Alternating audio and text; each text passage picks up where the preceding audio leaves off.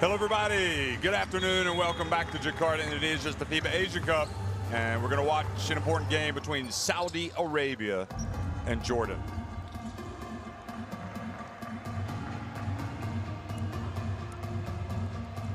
Well, it's been a rough old haul for Saudi Arabia, down at the bottom of Group A at 0-2. Jordan, meanwhile, 1-1 and in second place after their victory over Indonesia. All three teams behind Australia, who are flying high at 2-0, and you can see they are taking on Indonesia. In the next game are the Australia Boomers. I'm Jet Taylor, joined by Mark Mills, and well, it's put up or shut up time really for both of these teams, and I guess Jordan in a much more convincing position, Mark. Saudi Arabia, they've got to win this game by 18 points or it's not happening for them. Yeah, it's a huge ask, you know, without a shadow of a doubt. Saudi Arabia's biggest game of this tournament was game day one, going up against our host Indonesia. They were obviously on the wrong side of that. Amazing atmosphere drove Indonesia onto the win there. Facing a tough Australia team in the last game day, leaves them the mountain to climb today. An 18-point win. They have a couple of players out with injuries. And let's be honest, Jordan have really started to grow into this tournament. Well, Jordan, they've beaten Indonesia, a team that had to get to the quarterfinals to at least do that, to get to the FIBA Basketball World Cup as one of the host nations. It's not to say that Indonesia can't still do that. They are definitely through to the qualification for the quarterfinals. So they've got a big game that they know they're going to have to win. But for Jordan, despite that win over Indonesia, they've got to take care of business today. Yeah, they have. You know, elimination still hangs above their heads at the moment, and that no one would have probably predicted that prior to this tournament. You know, Jordan should be progressing. So you never know. On the day, Saudi Arabia could put in a performance. They are without a couple of players, but it's still possible. We'll talk more about that in just a second. Right now, a pause for the national anthems.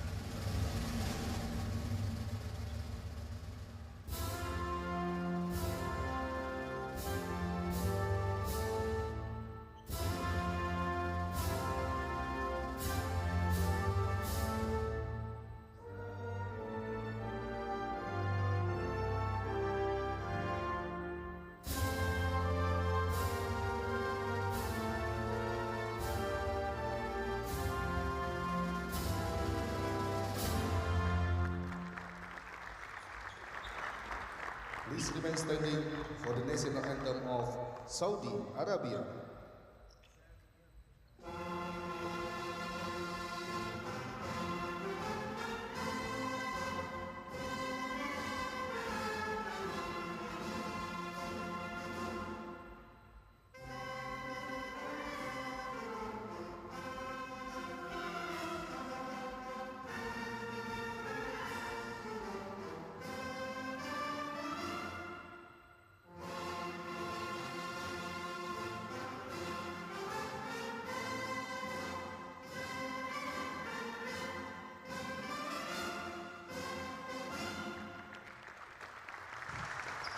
Thank you.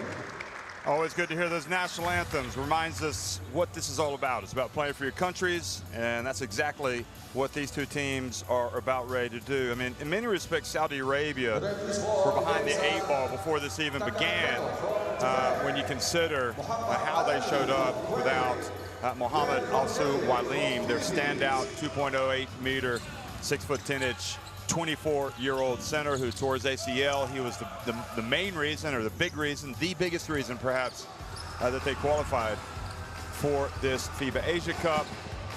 And when you take somebody out of the lineup who averaged 11.5 points, 10.4 rebounds, and is, you know, one of your top shot blockers, it's going to affect it. But that said, they didn't show up ready, or they didn't deal with the circumstances well against Indonesia, who just really laid the wood to them. And then when you get behind on the back foot, the last thing you want to do is go up against Australia, who really took it out on them. Yeah, it really was. For me, it all stemmed from that first game. Like you say, maybe not having the roster due to injury that they would have liked, but that first game was really telling. You know, they came into that kind of knowing that that was the game they had to win. That was the game, if they won it, that would put them on the road to qualification, as it kind of has for Indonesia now. Whereas they come into this game having to win by 18 points or more against a Jordanian team which seem to be improving game on game. They seem to be getting better. Watching them warm up, they're very together as a unit. And these three guys keep getting better and better. Takaki Kato from Japan, Glenn Cornelio from the Philippines, and Mohamed Alamiri from Kuwait. So, you know, we certainly the referees have made some calls in this event that have raised some eyebrows, but overall, I think everybody, you know, it's been a good job. Anyway, with Jordan, Amin, Abu Hawass, Dar Tucker, Freddie Ibrahim, Hashim Abbas, and Ahmed Al-Dwari, who always a difference maker. He and Dar Tucker. I mean, Abu Hawass has been terrific, really. Freddie Ibrahim as well. Al-Hindi, Al-Harmache was outstanding coming off the bench. Bazai, Abu Wazaneh, Hussein Abbas, and Khanad, who hasn't really had that much to do.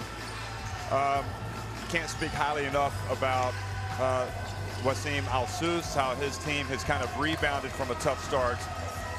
And maybe the best thing was to get Australia out of the way. I think so. I think so. It's, you know, a test early on. It's a bit of a sense check if you're a little bit overconfident. But you're right, some big names putting in some big performances. And the nice thing is, I feel that they're growing. You know, as a team and as individual performances, they're gradually getting better. And that's the important thing in the tournament. You have to continually improve game after game. And we've seen Jordan in big events. So I think they actually have many players, including Zaid Abbas, Al-Dwari, that have played in these big tournaments, and they know what's going on. So Saudi Arabia, Mathna Al-Marwani, 100% energy, vital to the cause. Mohammed Al-Sagir, Khalid Abdel-Gabbar, Tamer Mahmoud Mohammed, and Musab Tariq Mkadi in the starting five. Al-Muwalad, Al-Marwani, Al-Muwalad again, Bilal Al-Hawsawi, Abu Jalas, and Shavali, all on the bench. And of course the big center, number 4, Al-Mawani, not available. That's the main issue for coach Mohammed Munir Yusuf El-Kardani. But that said, when he left the last game, I don't know, maybe his ball, maybe the fact that he wasn't fit was contributing to it, but it didn't seem like there was a massive drop-off. His first game was much better. Yeah, completely agree with you. He looked much more influential in that first game. Didn't put up the same performance in the second game, but he will be a big miss for them today. طول ما انت في الملعب او ايوب لما ينزل في الفور اي ميس ماتش تحت الدويري واخد تامر هيبقى قافل البيز لاين وانت جاي على طول الهيلب من الميد وعلى طول انت بتساعد على الناس. هنضحي شويه في الاول بشوطه زيت كونتين وسايد، ما تروحش تبيع نفسك في الشوطه، هنضحي بيها. مش عايزك يعمل فيك. Put the ball to Tucker. I mean, set a back pick on the last guy for Dwayne. On the big guy. Okay. Jump the ball. It depends. The big guy or the last guy here, just set a pick on him and we try to go. Now, offensively, our first offense, if we did not get on the jump ball, we do the new one. Hash, you're down here, Dwayne here. Dwayne gonna set a pick. You're coming to set a pick for Freddy, but it's a ghost pick. You just go. And then Dwayne, you're coming, you set a pick and roll. We have the shooters, if they drop. And we have here, let's have Amin on the side of the ball, Tucker opposite to the ball. After that, we go T1. Okay, after that, we go T1. Let's go, guys. Ready? Let's go, Let's go, guys. Let's start the game one. Let's start the game one. Let's go. 1, 2, 3. Jordan! Just looking at the lineups now, you know, for Jordan, I expect a huge game for Al-Dwari. You know, he's standing at 2 meters 10, looking across now with the injury situation that Saudi Arabia in. It's going to be the likes of Cardi and Abu Jalas that pick him up, and they're 196, giving up almost 15 centimeters of height against one of the best big men in the competition, if not, you know, in international basketball full stop. That's going to be a long, long night in the front court for Saudi Arabia. Yeah, I think the main thing about Al-Dwari is, as good as he is, as physical and as skilled as he is, it's his mentality more than anything else. His savvy, his smarts, his drive.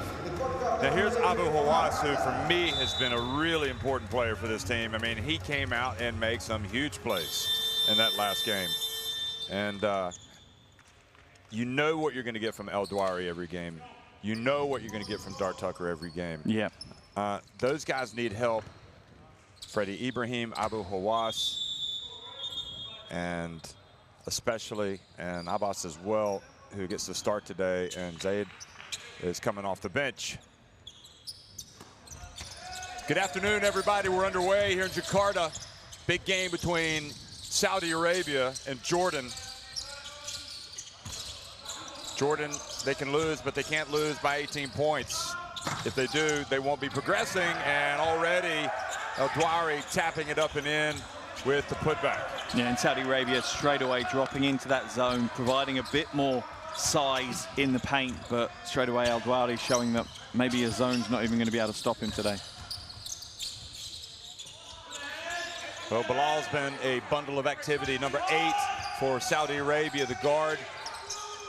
He puts his first shot up and misses, and El Douari rebounds that. They push it quickly. Kadi, very active, and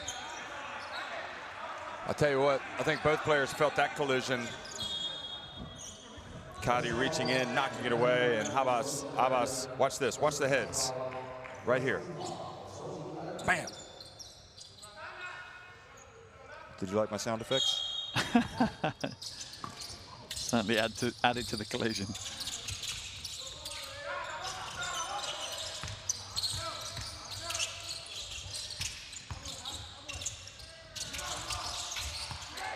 So Abbas denied. One thing that Saudi Arabia do have is a lot of athleticism. They will challenge shots. They will go after rebounds, but as we've talked about this a lot, oftentimes they don't box out and they give away a lot of rebounds. Bilal short. And Abdel Jabbar for 3. And that's the one spark that Saudi Arabia really need. If they can start shooting the 3-ball well, it can keep them in this game. You know, they're clearly going to be overwhelmed and struggling in the front court at times in the paint. It's going to be a difficult job for them on both ends of the floor, but they can get the 3-ball going and get out in transition a little bit, and they've got a chance of staying close to Jordan. Abbas almost searching out the contact. Abu Hawass brings it back to Freddie Ibrahim. Oh, no look pass. Well, that would have been on the highlight reel if he made it, but he did not. Hence, maybe Dar Tucker was just making sure there are a few extra spaces on the highlight reel for some of these plays.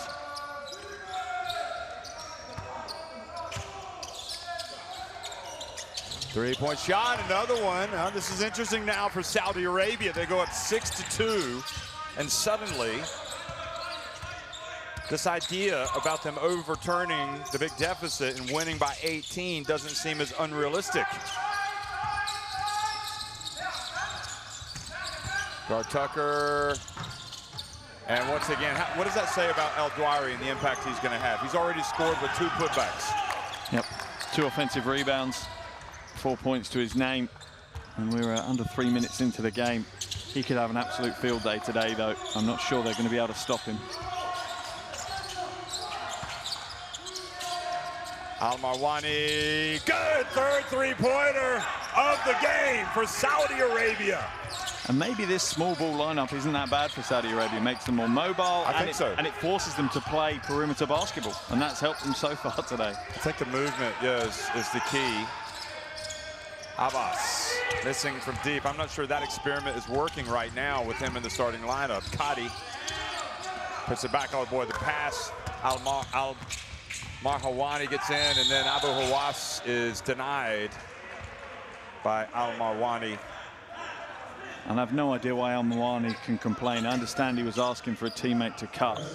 But why are you making that? Pass. That is the dangerous pass. You got to know that, especially Dar Tucker. Yeah, he's feeding on that.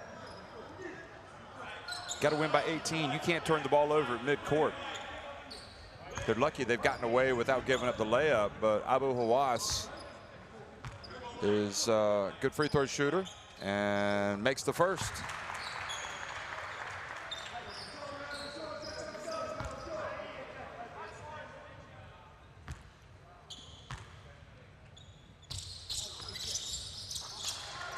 And Abu Hawass indeed cuts it back to a 9-6 lead for Saudi Arabia. But the one thing I will say, Mark, is that the longer, if Saudi Arabia can get any type of a little bit bigger lead, their confidence will grow and they'll start to think about the possibilities. Yeah, if I'm Coach Al-Sous and Jordan, they need to keep it within single digits. That double-digit lead for me, like you say, that's a big psychological boost for Saudi Arabia. They'll feel that they're in with a chance. Freddie. Here comes Abdel Gabbar. Caddy walking the tightrope, hands it off to Almar Hawani. And he hands it off to Caddy. And he would have had a chance for a three-point play if he'd made it.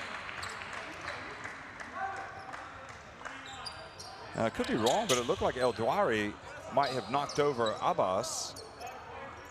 Technical foul's been given as well. So for complaining, which has been pretty much the way it's gone.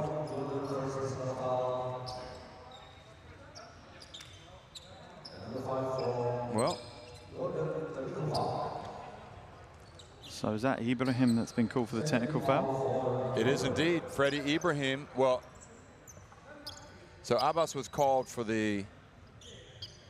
Yeah, it's just been classed a normal foul within the stats, but it's a technical foul. Yeah, it's been upgraded now to a technical foul. So Hashem Abbas, yeah, hit with the normal foul. So this is 3 free throws. And Bilal makes it 10-6.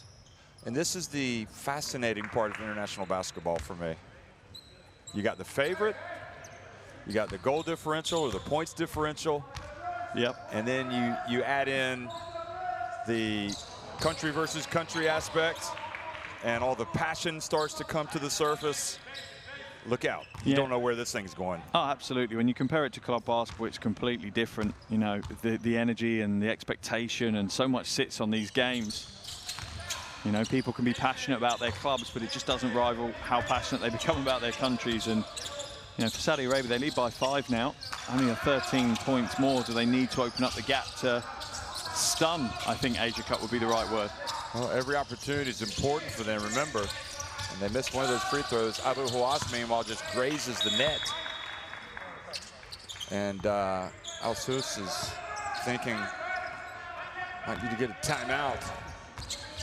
He sits back down. How long do you go before making a change? 4.5 minutes. You got Alhar Marche on the bench. Remember, he made a big difference. And here is another basket. Abdel Gabbar.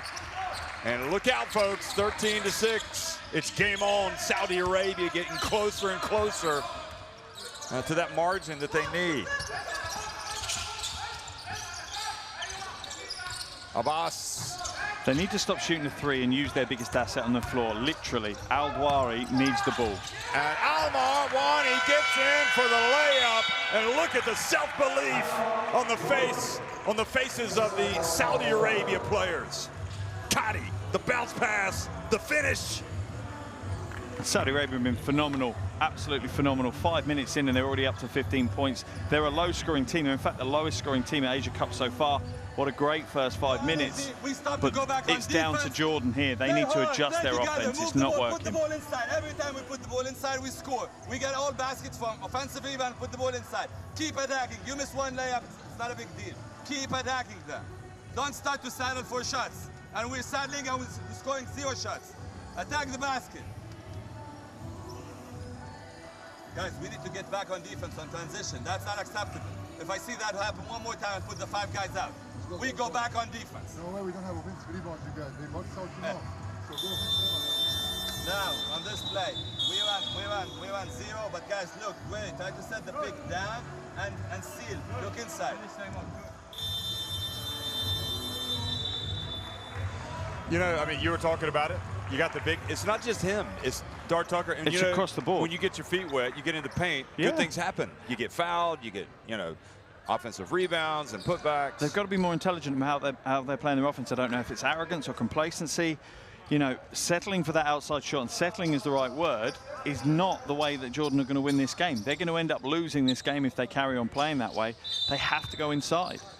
You know, loving that timeout from Coach Al-Sous, clearly stating what they need to do and saying, look, you don't play transition defense as well, I'm going to take the lot of you out.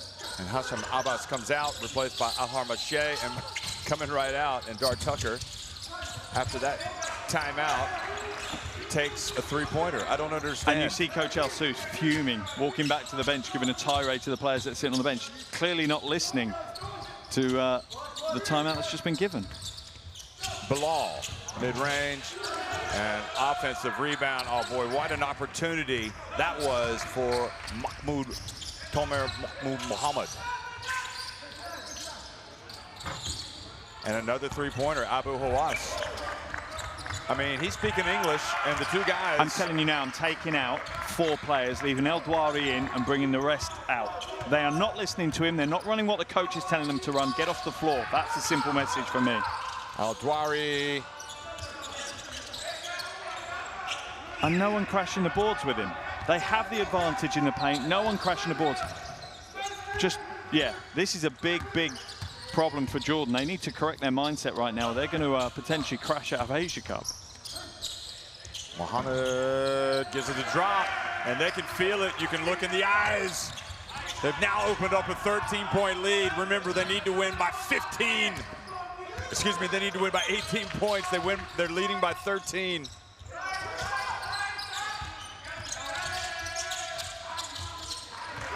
Ibrahim hits it from the stripe. At least it was a little closer than a 3. Yeah, it was. They weren't just settling for, you know, a perimeter shot that's not dropping. There was a little bit of action to create some space. I still think they need to just be a little bit old school and go back to the basket and grind their way to some points. Caddy stopped, Bilal stopped, and now Freddie Ibrahim. Oh, Al-Harmache. Well, he made it. I think he was lucky he made it because he was standing right in front of the coach. I think his eardrums might have burst if he had missed that 3.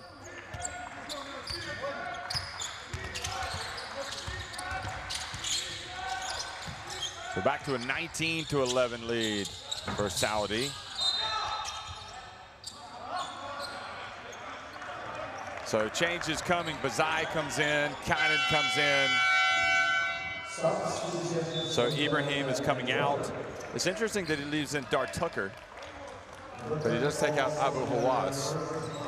I mean, in fairness, they have played 7.5 minutes, so it's not surprising, but look at Bilal getting up open and just piling on the misery at that point, but Jordan have recovered a little bit.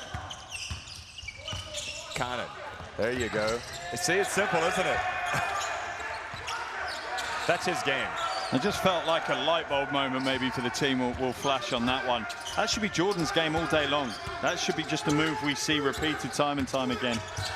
It's interesting, Kainan, he hasn't really played that much in this Asia Cup, but yet I remember when he played against Indonesia recently in the Asian qualifiers for the FIBA Basketball World Cup. He came out and basically just kind of triggered a game-winning run. And now the layup is missed by Al-Marwani, and he chases Al-Harmache and commits the foul. And you could just feel the game suddenly going away from Saudi Arabia. Yeah, a little bit. That's going to be his second foul as well, which is a concern because he is one of the leaders. He is one of their offensive threats, you know. But what you'll see is, I think Saudi Arabia kind of teach on that confidence. When things are going their way, they play some great basketball. When they start getting back against the wall, then they start worrying about whether they're good enough, and that's when their game falls apart a little bit. And it's down for Jordan to break the confidence they built in this first quarter. Abu Jalas in the game. He's pushing El Douari out. There you go. Give and go. And this is where El Douari is intelligent. Yep. You know, I actually want to see him be a little bit more direct himself. You know, he's only averaging 11 points a game, which for a player of his ability, that's too low for me. He'll need to increase that average as the tournament progresses. Abu Jalas, good. That's what he does.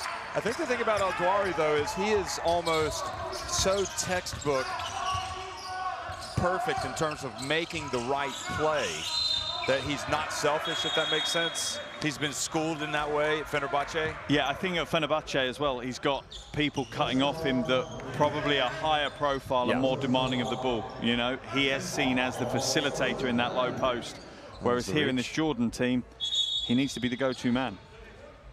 And we've seen some great, you know, bigs performances within this tournament. We've seen some absolutely wonderful you know, 5-man performances. Al-Dwari's doing it. He's just doing it in a different way at the moment. And I think also as El-Dwari makes that free throw, if he does, I'm not saying that what you're saying is wrong, but if he does become more selfish, you see some of those other numbers dropping from the other team, from the other players. Yeah, you absolutely would. Yeah. But he makes both free throws, and Al Marwani, now the lead is just 4 points for Saudi Arabia. And they can't fall in love with the three-point shot. They need to use their athleticism and get to the rim, and they need to crash the offensive boards. Although they did hit quite a few threes early.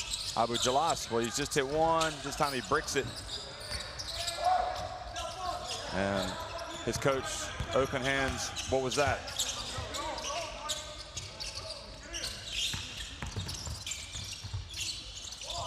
Another assist from Al-Dwari there. Al-Hamashay, the lucky recipient. Al-Hamashay has been kind of the unsung hero of this team.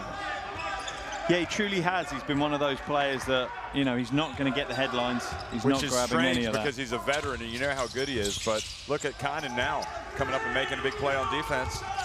And Al-Dwari almost made it. So the Jordan players run over to the bench. I suppose what somehow Al-Sus will keep his comments to a minimum here, but his team at least has cut it back to 21-19. Then you can see how Saudi Arabia have stayed in this game, shooting the three ball well. It started to fade away though towards the end of that quarter. Do Saudi Arabia have any other options outside of the three ball? Can they get to the basket? Can they do some work in the paint? They can definitely get to the basket. The question is, can they make their layups? Because they just missed one, but early on we saw them get hot from three-point range. And hit 3 threes. So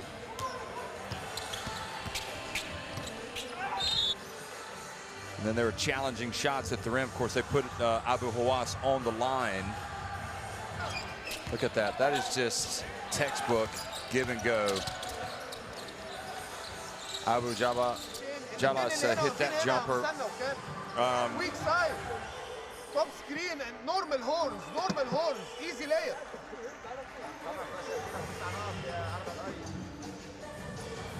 في الاوفنس.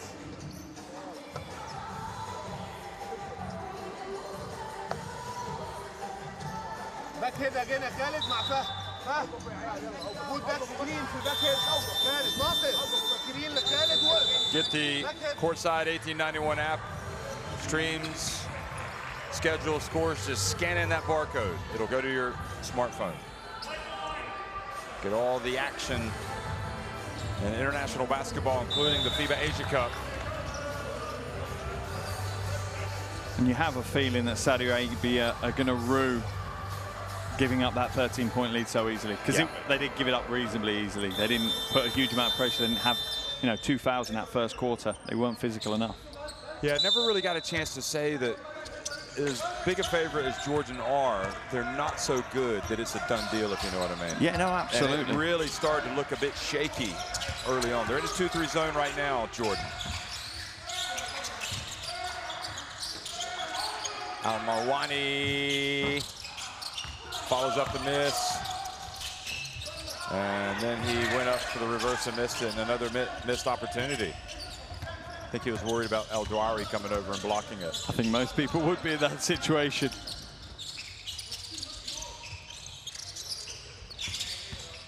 Bazai. Oh boy, that was in and out. And once again, Jordan go back to the three-pointer. Abdel Gabbar. So do they.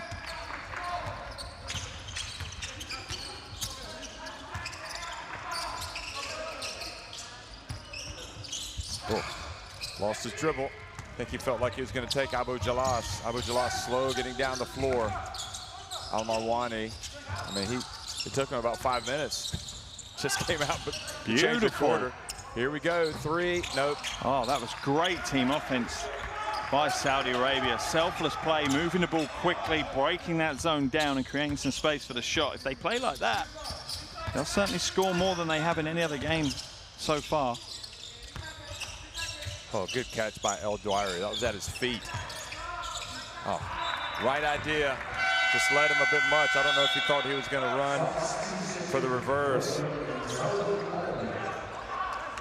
So substitutions with Mohammed Hussein coming into the game. The big center for Jordan.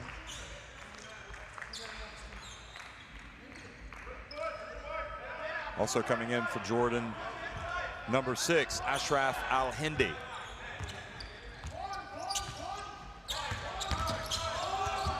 And then for Saudi Arabia, number 14, Ayub Al-Hawsawi. Here he is, going up. Hawsawi's bringing in some energy straight off the bench, and I think Saudi Arabia are going to need some inside options, especially when Al-Dawari's off the floor. Don't get me wrong, Hussein is a good replacement. Good work, crash on the boards. Al-Hawsawi, Bilal missing Al-Marwani, crashing the boards, and indeed fouled, as I think it was Cannon kind of backing up into him. You can't blame Cannon, but look, they're wrestling in there. Yeah, Al-Marwani does a great job there, just puts so much pressure on Cannon. I think Cannon, yeah, I mean, Cannon definitely outside, but did a good job. Didn't give up the layup. Wasn't costly, and here's Jordan coming up with the basketball. So good defense.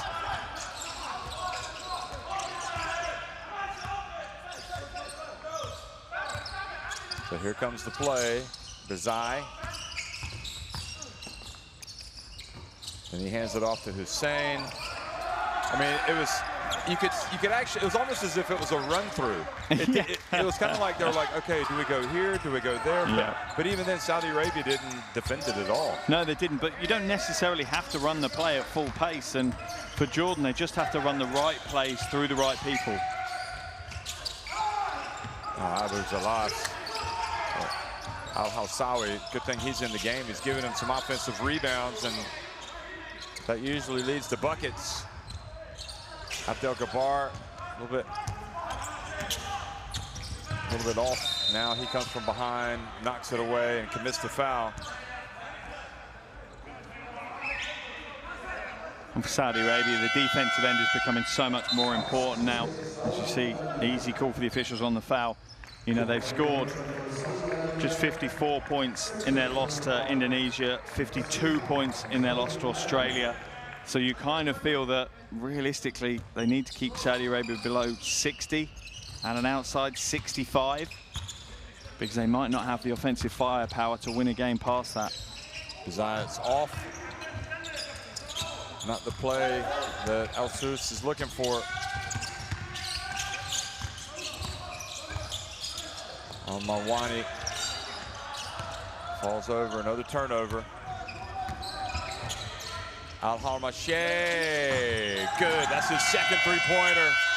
Bottoms.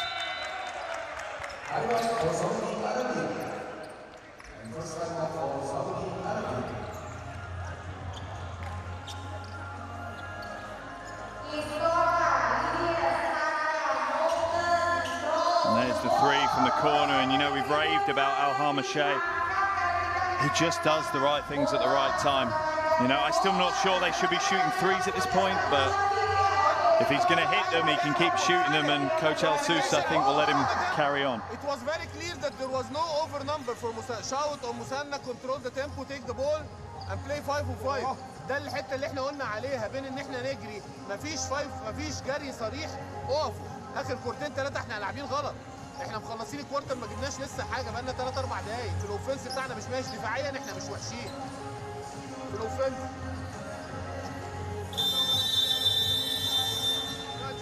هنشتغل. هورن عايز التو مانز بلاي، خالد وايوب. باونس باس وروح يا ايوب. المرتين خدتها، واحده خدت ميس ماتش ولعبت، والثانيه باونس باس بلاي immediately from the side screen. هورن اهدى يا ناصر انت وفهد، اديهم الوقت يلعبوا التو مانز بلاي. If nothing happens, 18-2 run for Jordan. And well, that's all you really need to say. I mean, yeah, Saudi Arabia have let him off the hook. Yeah, Yeah, they have to a certain degree, but you also wonder how could Saudi Arabia stop that from happening. You know, Jordan were very poor in the opening elements of the game. They weren't very thoughtful or composed on the offensive end. Now they seem to have found a bit of that composure. It's down to Saudi Arabia to work out a way to stop them, because that's where Saudi Arabia are going to stay in this game, is if they can lock out that Jordanian offense. Abdel-Jabbar couldn't play, wasn't here for the first game, showed up for the next game, and here he is today. Al-Marwani.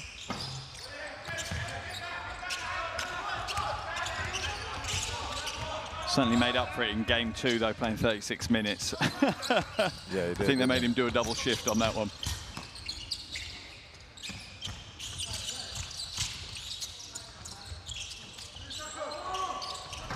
Oh, the bank. It's Saturday. The bank's open. How about that from Ashraf Al-Hindi? Three-pointer. Kind of with the assist.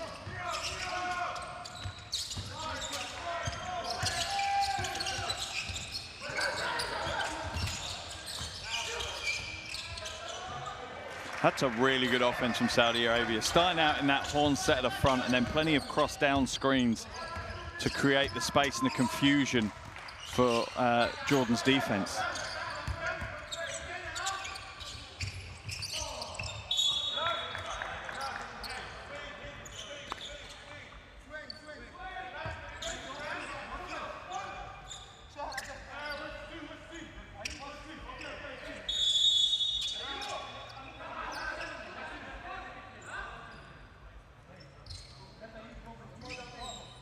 Just a little bit of physicality down in the low post at the moment. Official asking him to cut it out.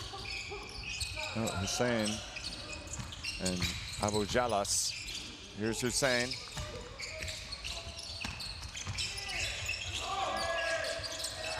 Al-Hindi with a little fade.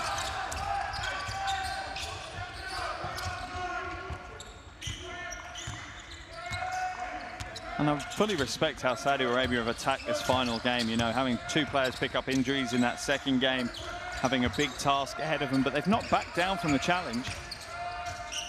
They wouldn't. They still believe in themselves, believe in their chances. Well, that was down to the defense of Bazai. I think he blocked. He was about to block the shot. So he made him pass, and then the shot clock went off. Yeah, it was better defense from Jordan on that possession, that's for sure.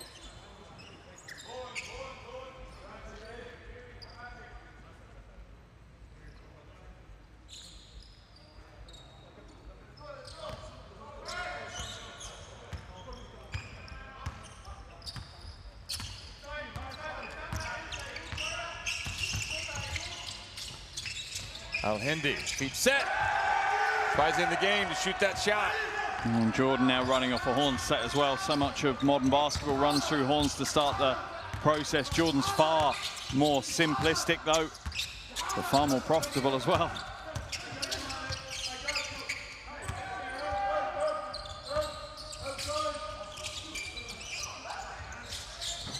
Oh, rimmed out. Shabali and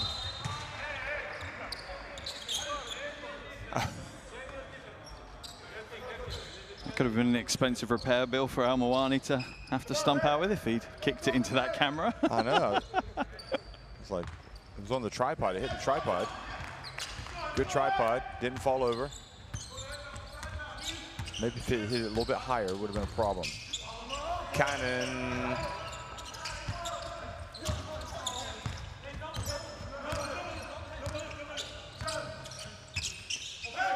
So 3.5 minutes remaining. It's not looking good. They just got to keep playing. Saudi Arabia. Al-Hassawi missing from the elbow. Yeah, and it's jumpers like that. That's the difference. You have to hit them at this level. Very rarely are you going to be given that much space at the elbow.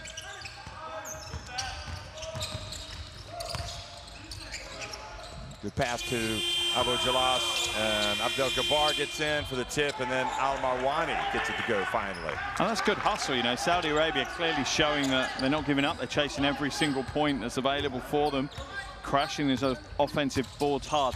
They are starting to get slightly frustrated with one another, though, which is a worry.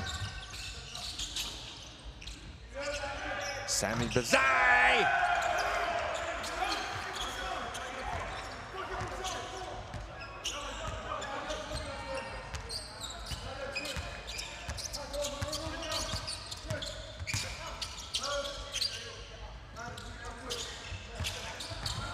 Al-Mawani fouled by Al-Hindi. And Al-Mawani's certainly been the main man for Saudi Arabia today. Trying to do everything he can. He's played a lot of minutes in this tournament already as well. Averaging almost 33 minutes a game. Takes its toll, but you can see how determined he is. He knows his team need leadership, and that's what he's there to provide. Yeah, he really gets after it. Here he is with the ball. Over to Bilal. Bilal's got the ability to knock down the long jumper. Shabaili steps in, gets it back, and how about that? Mohammed's got to make that. And that's where I think Saudi Arabia have been let down a bit. And Hussein already down the floor, making the layup. So Jordan go up 35-25 and in complete command now of their destiny. A spot in the qualification for the quarterfinals.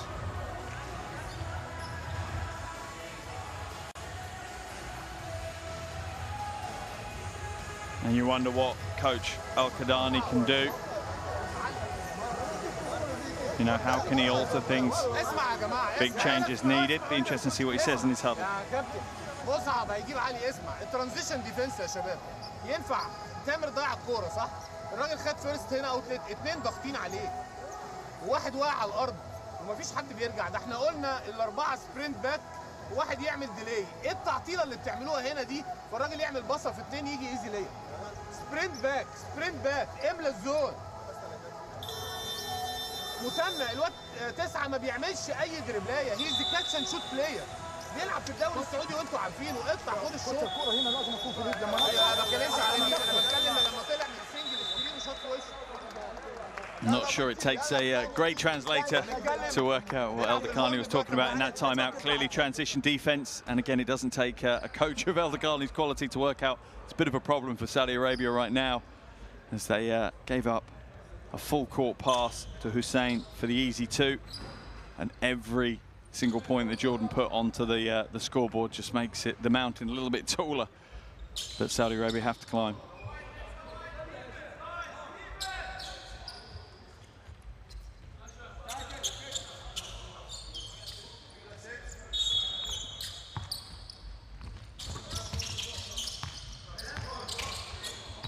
I think realistically, Coach Al-Qadani will want it to be a single-digit game at the halfway. That gives them some hope. That gives them a chance of attacking again in the second half. Al-Hassawi gets in, misses. Hussein just kind of a stabilizer out there, center, giving Al-Dwari some nice minutes here to rest up. Freddie Ibrahim back in the game. I wouldn't be amazed if we hardly see Al-Dwari at all, unless Saudi Arabia truly fight their way back into this one and you start seeing Saudi Arabia take a lead even in this game. Then I think we might see Al-Dwari again. But outside of that, I think his minutes will be very, very limited. It's interesting we're not seeing Zaid Abbas today, so I don't know if he's not feeling well or... Resting them old bones. He is one of the 38 veterans. years old. Yep. Caddy.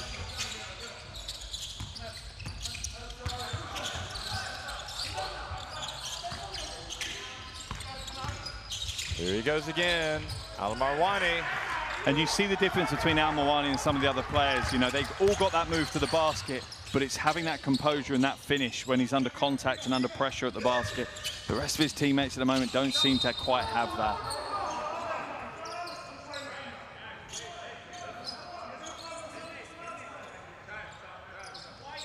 I think he's not happy. Well, I thought it was right at his feet, but I'm not exactly sure what he's upset about. I think I've alluded to it before. I don't think Hussein can move around that well these days. And yeah, no, he's a lot more immobile. But the IQ that he brings to the floor, yeah. His positioning, just then sealing players out, almost forcing them into fouling him, forcing him into getting the ref to call the foul. that's how he's going to bring so much to this team now. They keep scoring there. The last one, last half a second, I'm fine with that. We did it great, okay? So that's fine. Now, we're playing, guys. Now, we're playing cross, okay? We're going to play cross Ashraf. Hindi, you're here. Masha, you're here. Sami, you're here. Fadi with the ball. It's that side. My bad. So, Hindi here, okay? And Fadi, you're passing. Sami here. And Shaha, you're here, okay? So, go set a good screen for Hamash. If it's wide open, fine. If it's not, Shaha, set a good screen for the corner. Hindi, go corner for Hindi, okay? After that, see if they switch it, see Shaq, okay? We have the shot, let's have a quick shot. 14 seconds. Hey, 2 more fouls.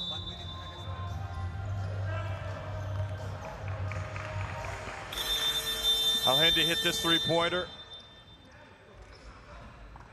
And then Al-Marwani with the drive. And here we are, Jordan leading 35-27. Of course, there's been a lot of other shots, but those are the last two. It's quite an important last minute of this first half, though, for Saudi Arabia. Realistically, they can't see it open out any further. If they could cut it down by, you know, 2, 3, 4, 5 points, that would really help their cause. Certainly don't want to concede anymore. Yeah, we're not seeing any Dart Tucker either right now. Hussein. And that's something else that he gives you. Yep. He's got textbook shot.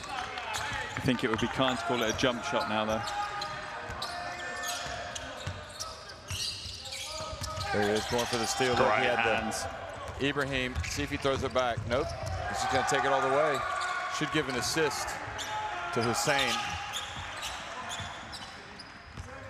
Big smile on Hussein's face, and rightfully so. You know, he's contributing on both ends of the floor right now, doing a great job as that backup big.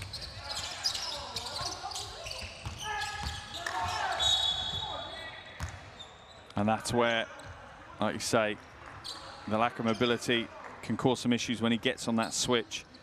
If Jordan are going to switch on the screens, Saudi Arabia can certainly attack him, and that's something I would go at. That is absolutely something I would go at. I'm not sure why Al-Marwani's asking for an unsportsmanlike foul. No. He got tied up with a guy that was bigger than him, that's all. He needs to make a more convincing argument. Because did you see the reaction from the Kuwaiti referee? Yeah. He just shook his head and walked away. Yeah, it's not even worth a discussion. We're not even going to have a conversation about it.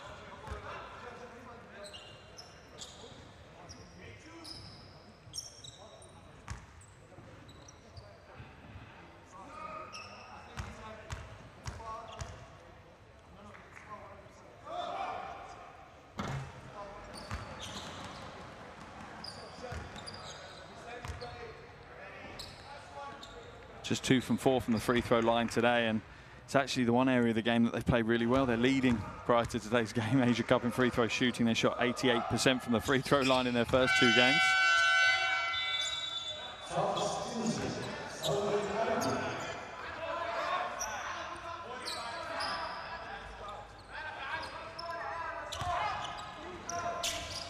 Al-Marwani goes out to take a breather, and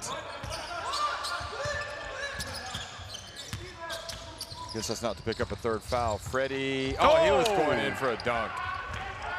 That's great defense, leading to fast break offense. Caddy. Man, these guys can't catch a break. No, they really can't right now. That rattled out. Freddie Ibrahim trying to make the highlight reel, but he did, but not for the right reasons. Yeah, that one's straight to the highlight reel for Mohammed. Oh, well, you got to be bold. It's Jordan on top, 39-28 over Saudi Arabia at halftime. And you can see Jordan doing a good job across the board, shooting the ball well, putting the ball inside a bit more, which I think Coach Al-Sus will be happy with. Interestingly, Saudi Arabia winning the rebounding battle. They're certainly crashing it hard. They just don't have the finish to match at the moment, and having an 11-point gap is tough, as Al-Marwani has 10 points and Al-Hama Sheikh also 10 points for Saudi Arabia and Jordan respectively. But 11 points deficit is tough, because realistically it's not 11 points, it's now 29 points.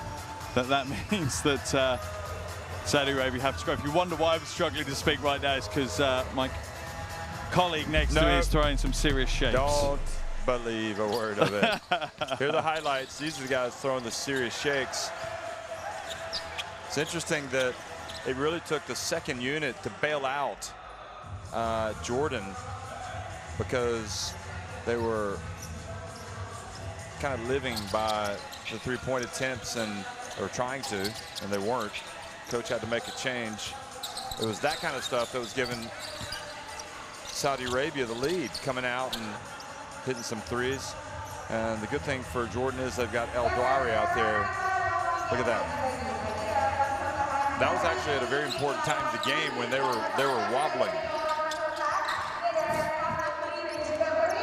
Al Marwani, always a bundle of activity.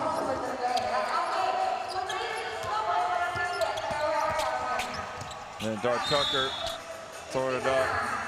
And we haven't seen, you know, too many minutes from the big names for Jordan in that first half. They haven't needed them, and clearly Coach Al-Sous is looking to rest some players before they look forward to that qualification game for the quarter-final, if that's where they end up, which is where it looks like they will.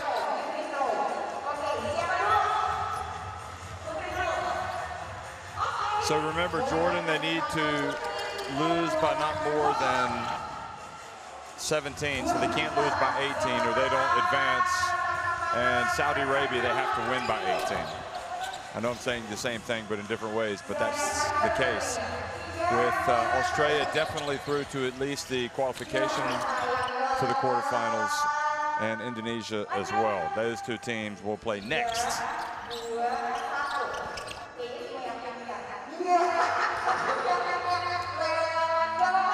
So 10 points for Ahmad Al-Marche. And that's leading the way for Jordan today. Once again, Al-Marche taking center stage, coming off the bench and just kind of smoothing things out for Jordan, smoothing out the rough edges, smoothing out the bumps, and helping them put in a performance that has them in command here at halftime against Saudi Arabia. It's 39-28, Jordan on top of Saudi Arabia at halftime.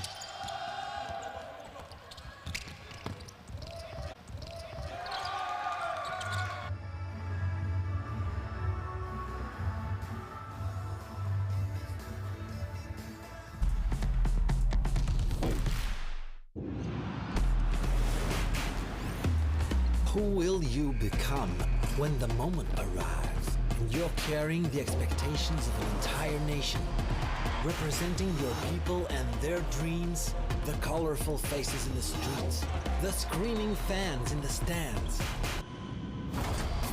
It's time to make your move. All eyes on you, all hope, all heart. Because when you win for all.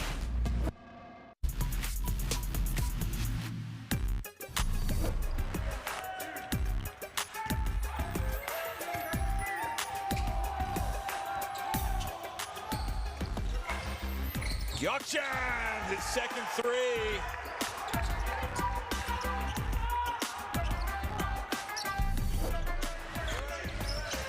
And Luke Evans, right on cue, comes up with the steal. Look at that no-look pass. And look at that finish from Harimoto. How confident was that finish as well?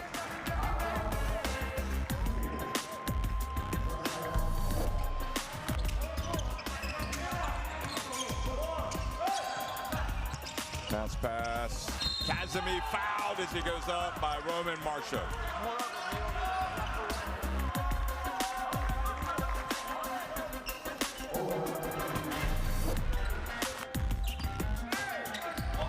Boy, that was a great finish from Flynn Cameron.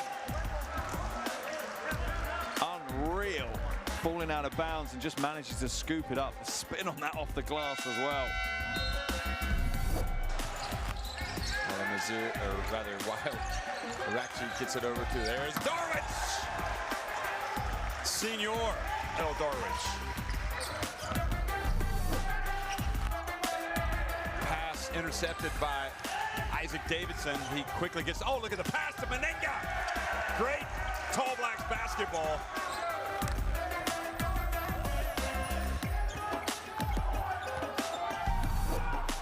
Real 1-2 break. Jamshidi to race so far. Spins, gets in. Oh boy, what a slick finish that was.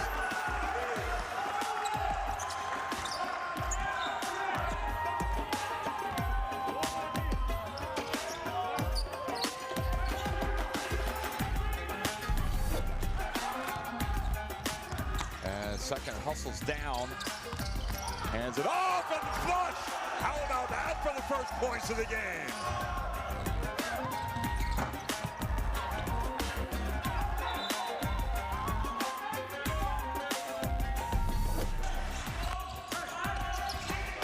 Kiambao, what a slick pass that was from number 28. And that is great team offense. Kiambao just looking for the backdoor cut from Aram, and Aram timing it perfectly.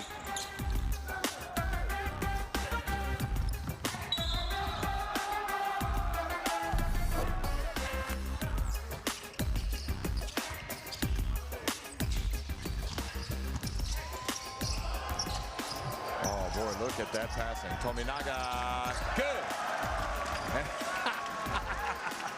Showing the three-point side.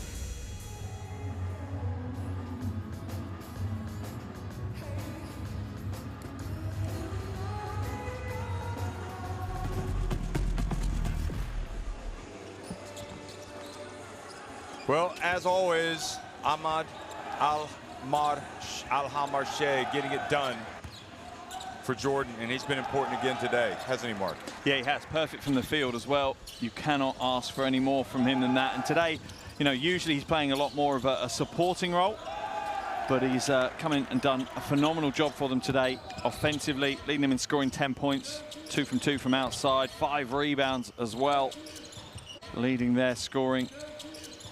And Jordan at the moment look like they're slipping into cruise control. They've put most of their superstars on the bench, and they've kind of said to Saudi Arabia, you have to come and beat us. And the one man that's stepping up to that challenge and really trying to fight back in is this man here, Mawani. 10 points for him as well. And the reason he's the top scorer isn't that he's taken the most shots particularly, it's the fact that he's able to finish them in tough places. We've seen Saudi Arabia create some great offense, but their finishes haven't been up to scratch. Al-Mawani, though, 3 from 5 as he drives to the basket. Also 10 rebounds, so he's got a half-time double-double. 2 assists and a steal as well. But this is I'd say a mountain for Saudi Arabia to climb here in the second half. They're down by 11 at the half. They need to win by 18 to keep their Asia Cup dreams alive. So it's a 29-point swing they need in the second half. I'm not sure whether Saudi Arabia have it. If they have, this could be one of the biggest upsets we'll see in this tournament, if not many tournaments. Yeah, we always like to know that, you know, the game is still alive, and it is. But it almost hurts me to know that Saudi Arabia were actually close to the margin that they needed, and then just fell apart with that huge run by Jordan. Yeah, we've seen a 24-point swing in this game already, haven't we? They were up by 13, they're down by 11. So, you know, we can see a swing. You know, we can absolutely see a point swing in 20 minutes that could see Saudi Arabia go through. It's a big ask. It's not an impossible ask. And if Jordan slip up, which they looked like they were going to early in the game, and that was with some of their stars on the floor, the likes of Tucker and Al-Dwari were on the floor, but they weren't getting the job done. So Coach Al-Sous changed things up, and the second string attack came on, and they seemed to play better, actually. They seemed to understand how to stop Saudi Arabia a bit better and executed, I think, what Coach Al-Sous wanted on the offensive end. He kept pleading almost with his team to go to the paint, to go inside. Al-Hamarche listened to him, and that's why he got his 10 points. Hit some outside shots as well, but The space was starting to be created because they were attacking the basket.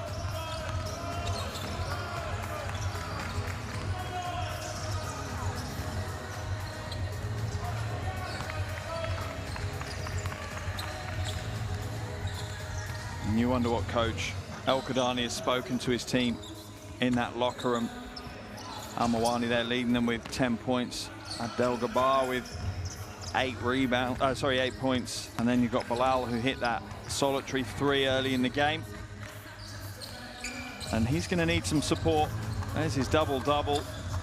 It's always nice to get a first half double-double, but I'm sure it's little consolation if this is the swan song for Saudi Arabia. And realistically, you know, we're saying it's a big ask for them to come back and have a 29-point swing. But even if they can come back and take the win, you know, there's ranking points for them. It will help them in future qualification campaigns, potentially future tournaments. And there's also a momentum and a confidence concept as well for future games.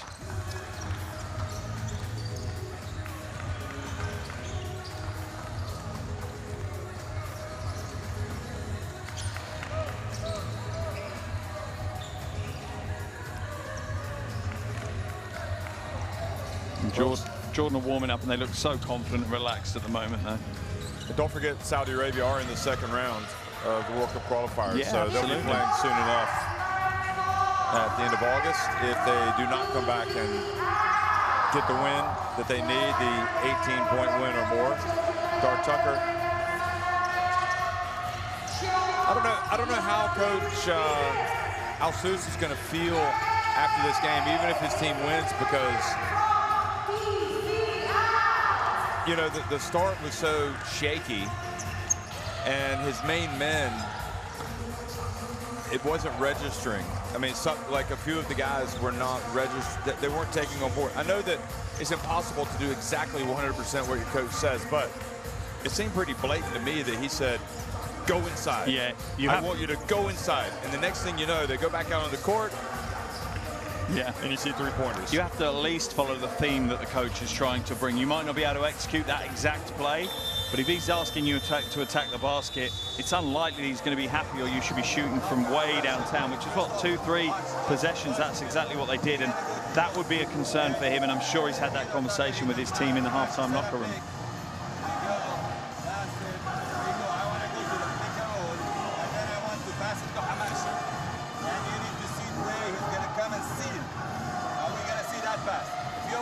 Shot, it's a different story. But if it's not a wide open, just wait on play to come. He's gonna seal, put the ball inside. We need to put the first play inside, okay? We have a much bigger. انزل خالد مع مصعب بيك ام باب. فهد يطلع من دايموند فيد انسايد تو تام. مصعب فلير سكرين لفهد. فهد ومصعب طلع خالد فلير. If Khalid is coming wide open, give him catch and shoot. If his man is following him, dribble hand off. مالك مش معايا ولا مش معايا؟ خالد فاضي اديله، خالد مش فاضي اطلع له دريبل هاند اوف. If you dribble hand off, immediately hand off and cut. Khalid receive the hand off for catch and shoot or drive and bounce pass. Download the FIBA Asia Cup app, folks. You get all the news and information that you need. Just use that barcode right there on the screen. And interesting to see the 5 coming back on the floor. For Jordan, I would say that this is their go-to 5. And I think Coach Al-Sous will want to see them, you know, execute the game plan and show, you know, that they warrant being that go-to 5. For me, Al-Dwari, especially, and maybe Hussein, seem like they have loud voices in this team, and need to kind of lay the law down and say, hey guys, come on, we got to do better. Al-Harmache kind of leads by example the way that he does it. Here's Dar Tucker. Freddie Ibrahim. I don't mind that at all. I don't mind that at all. They're clearly doing what the coaches ask. Al-Dwari is trying to get himself set down in the low post. They're trying to find him the ball. Give him a couple of possessions to try and do that. It's going to cost Saudi Arabia a lot of energy, if nothing else.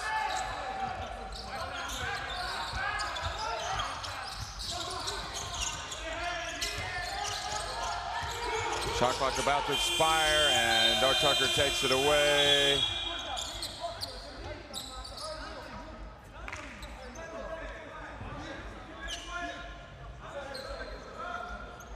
And this is a problem that Saudi Arabia have got. They're starting to fracture a little bit. You're seeing a few disagreements on the floor.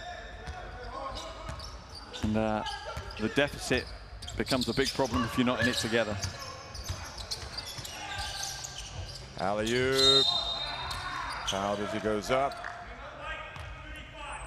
Do you have a feeling that Coach Al-Sous in the locker room was making it very clear how they were going to start this second half? You either go inside or you come and sit down on the bench. That's your choice. I think so. I think it's pretty obvious. And I like that because that shows that these players have respect for the coaching staff.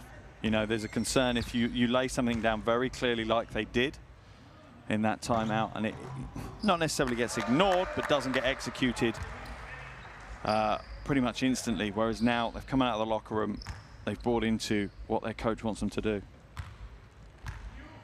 Well, you know, as you look at the potential crossovers and say if Jordan finish in second place in the qualification for the quarterfinals, yeah, you know, since they're in Group A, they're going to cross over and play Group B. Yeah, so second or third. So Chinese Taipei or China. Yeah. So probably, I'm guessing it'll be Chinese Taipei. Now, Chinese Taipei, we know, are such a team that they're going to get after them. You cannot afford to start today. That's the key. Like you can't afford to start like today when you go up against them. Yeah, that is absolutely key. Chinese Taipei won't let you back into the game. If you give them that gap, then that is a big fight to try and get yourself back into that game. Ibrahim missing, and the tap. Nice play. I love that. Al-Dwari. Al-Dwari and Al-Hamashay both called that. They both went, that's my score. They both put their hands up trying to get some points. No, it's not happening for Saudi Arabia right now. But look how static their offense is. Al-Mawani hits the three. Yeah, takes himself to 13 points, and he's the one bright spark offensively. And this is very good by Jordan. This gives me a lot more confidence, you know, that they're able to follow coaches' instructions. They're clearly focusing at the weak point, you know, the frailty within Saudi Arabia's defense now, and they're doing the job right.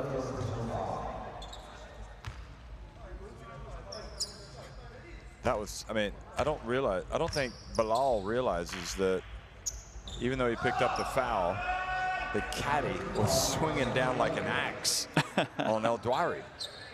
He got absolutely killed. Somebody's foul.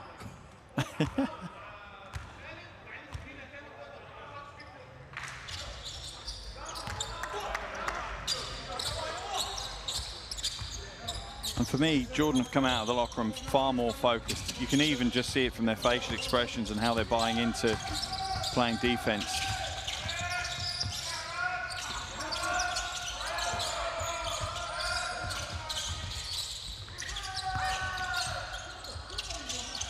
Caddy's great energy, everything else, but boy, he has got to work on getting to the basket and finishing.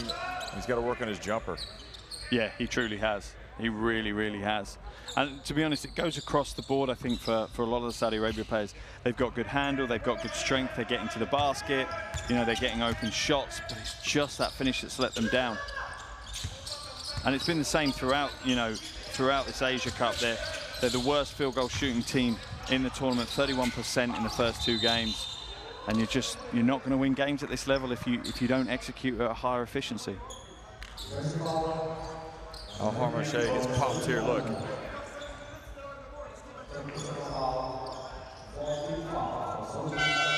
So, Saudi Arabia with 4 fouls already. Still got 7.5 minutes to go in this third quarter. Caddy goes out. This could be a long third quarter with a lot of free throws.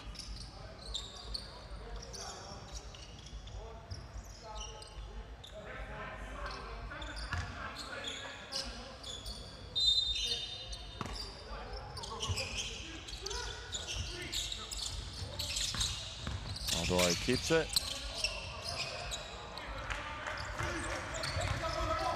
And although they're not getting every shot to drop, this is the right way from Jordan. Abdel Jabbar. It's almost like they just want to make the point. They better get used to going inside. Tucker helped out by his teammates. Yeah, I think Al Mawani's just picked up his third foul as well, so that's 2 Saudi Arabia players on 3 fouls now. Also bearing in mind they only have a 10-man rotation today as well.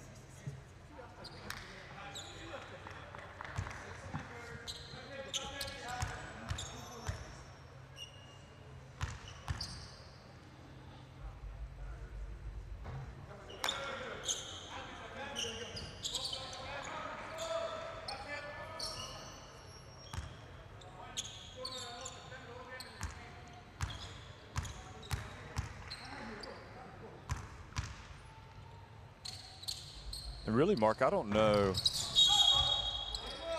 I'm assuming that Jordan would rather play Chinese Taipei than China.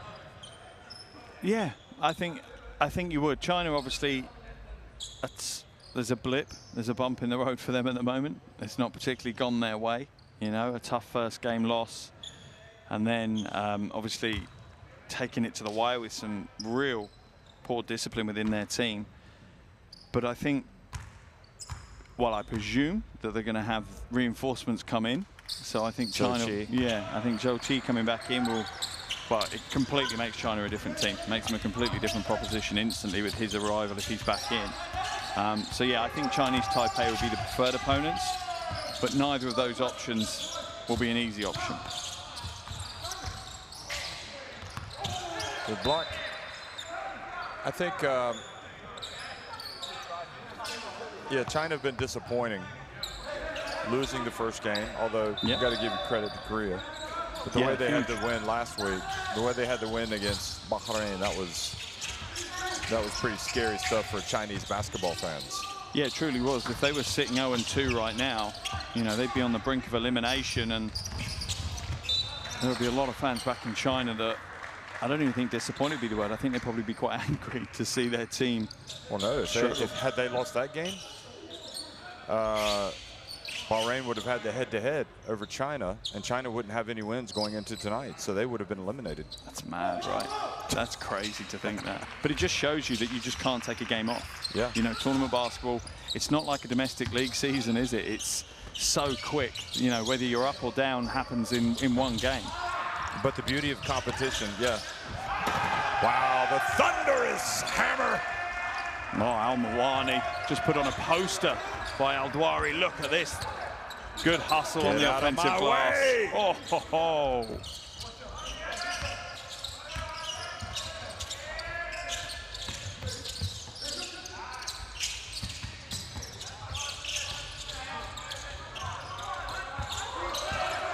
Oh.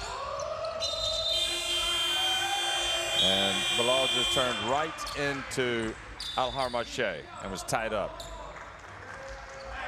And once again, he's doing the things that aren't necessarily going to register on the box score.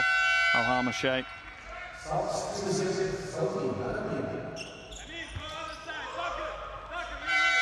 Yeah, he's really had a good Asia Cup. Yeah, he truly has, and there won't be a huge amount of headlines as you look at a replay of this. Huge offensive rebound, and the only thing was bigger was the poster. Big play, and this is what I want to see from him. He needs to be more aggressive on the offensive end. I love the fact that he facilitates. It's absolutely phenomenal. Watching a big man post out, you know, pass out of the post is great. But for Jordan to be successful and to get on the podium, he needs to be a big-time scorer. Nice feed, nice give and go. Looking to pass it around, Al Harmache. That's good Jordan basketball. And look at the smile on the faces. They're feeling the flow right now. I don't think Saudi Arabia knows what hit him after that shot, after that play.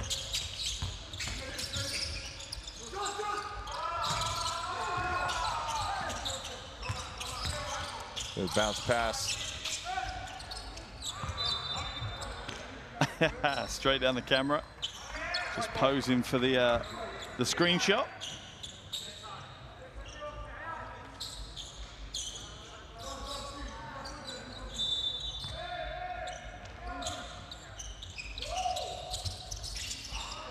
And it's tough now for Saudi Arabia to stay motivated as the game progresses, because all you're seeing is Jordan get better almost every possession.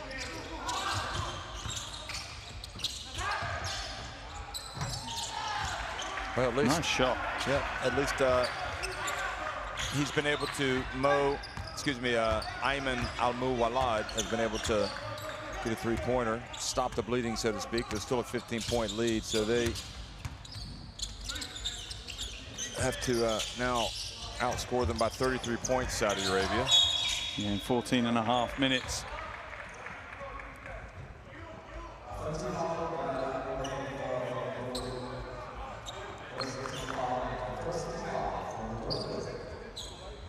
And you're right, a certain part of Coach Al-Qadani's mind will be probably creeping forward to those qualifiers that come up in a little over a month's time as well now. You know, starting to prep for that. He'll be thinking about maybe rotations to run for that as well. Well, 2 threes in a row. Al-Hawsawi gets it back to a 12-point deficit in this game. I mean, at bare minimum, even if they don't cover it, they would like to get out of here with a win. Yeah, absolutely they would. That would give them some momentum, some confidence as well, particularly against, you know, Jordan. They are a strong Asian team, plenty of superstars playing at very high level. If they can turn them over and take the win with a depleted roster, that's a big confidence booster, but not with plays like that. Unforced errors. Yeah, that's hard to stomach for Saudi Arabia. I mean, you just can't turn it over. You're down. I mean, I'm speechless. Yeah, you just need to do, when you get in this kind of situation, you know, and you're in Saudi Arabia's position, go back to basics. Just run nice, steady offenses that you're very confident in, that are going to create, you know, maybe not the best options, but just good, strong, steady options. Offensive foul called. Freddie Ibrahim, yeah. Charge. Just his second foul, though. And Ibrahim's an interesting one for me, because I think he is important to what Jordan do, but I don't think he's necessarily had the best tournament. He had a tough first game, didn't really perform well in that first game. Yeah. Stepped out in the second game and looked good, looked to provide a lot more control from the point guard. And tonight, he hasn't played as many minutes. And in the second half, he's not, you know, there's been glimmers of what he can do, but he's not been at that potential we know he can play at.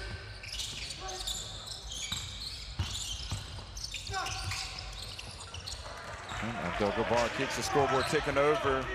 Saudi Arabia within 10 now, and they'll be happy with that. And I'm sure that's what, you know, Al-Qadani will have set them the target of trying to just win the game at least. And if they can't do that, the next target down will probably be at least to win the second half. And they're doing that at the moment.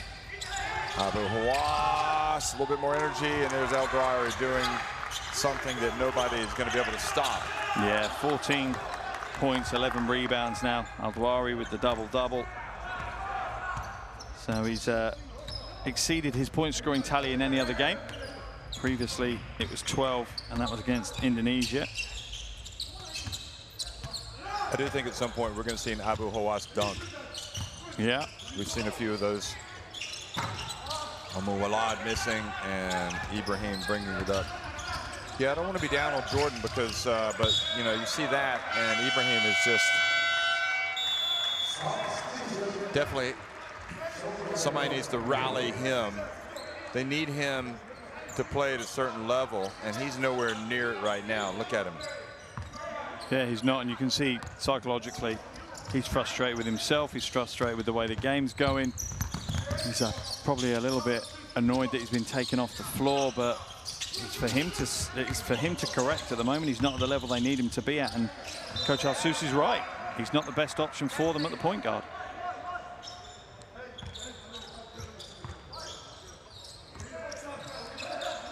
I mean, Kynan is he's not flashy, but he's effective as he was today. When he came in, he did what needed to be done. You sometimes forget as well, you know, Ibrahim, just 25 years old, second youngest player on the roster. There's still development time in his game. That's true, but don't forget Tyrese Proctor of Australia is 17, right? Or 18. Yep. Yeah.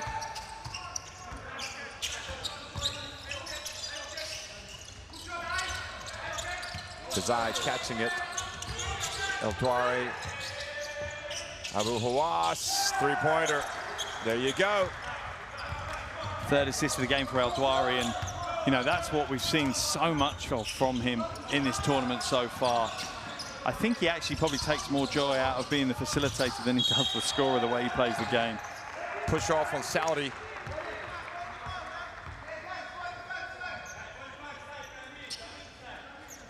Oh, wow, that couldn't be easier. Al Sager there just sticking the palm of his hand into the chest. Wasn't even an attempt at a locked-out armbar or anything.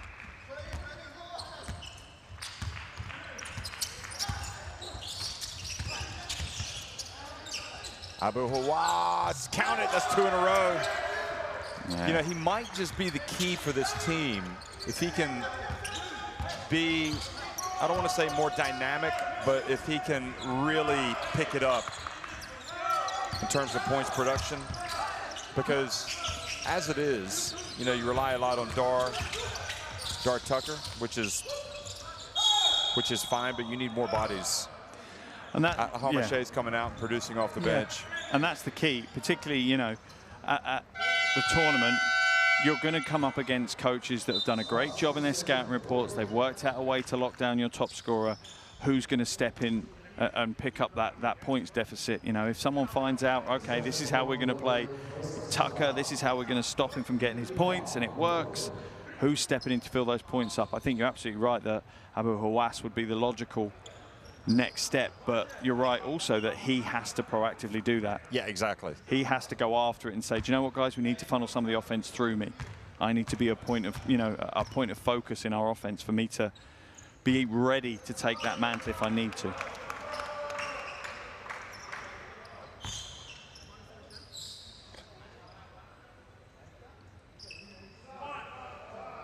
I think the face of Coach Al-Qadani tells you everything you need, just kind of forlorn, not lost, but maybe out of changes and solutions at the moment.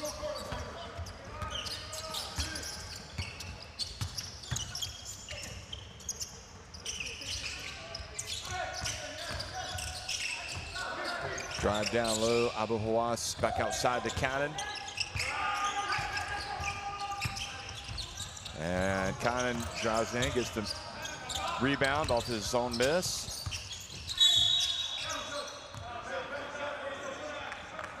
And you're right, Abu Hawass doing it exactly as you said. Just going to the basket strong, being a little bit more selfish offensively, and I don't think that's a bad thing. Take himself to the free-throw line.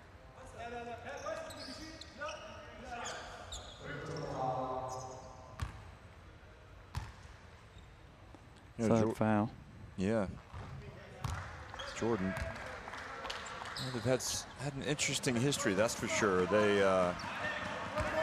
came within a whisker of making it to the Olympics in 2012 when they got to the final, 2011. Rasheem Wright was their naturalized player, and boy, was he good. 26 points in that final, and came down to a last shot. But they almost, ooh, Al-Hamashay with the foul. That's not a bad foul from Al-Hamashay. They're about to blow past him, and it just enables Jordan to reset their half-court defense, and it's only his second foul.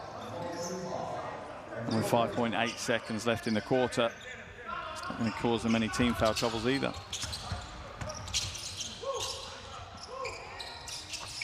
Ooh, Abu Jalas, he made one like that yesterday or 2 days ago, and then went over and said something to the Australian bench, saying something like, "Did you see that?"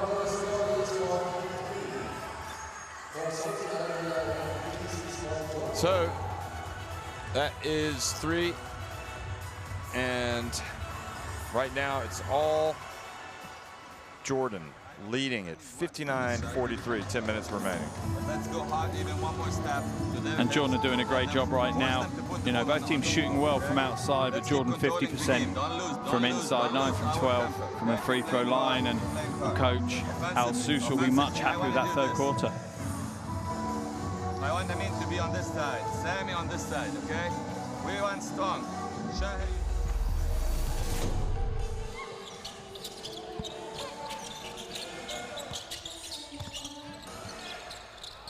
Saudi Arabia came in looking to win by 18 points. And actually led by as many, I think it was it 13 points? Their biggest lead of the game. Yeah, they were up by 13 nearly in that first quarter.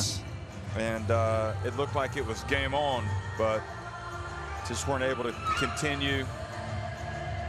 Jordan snapped out of it a little bit, but it was really Saudi Arabia, their own worst enemy. Al-Dwari coming out and just kind of asserting himself. That helped. So 10 minutes to go. It's almost an impossible task for Saudi Arabia. I mean, they're down 16 points. So they've got to win by 34 now.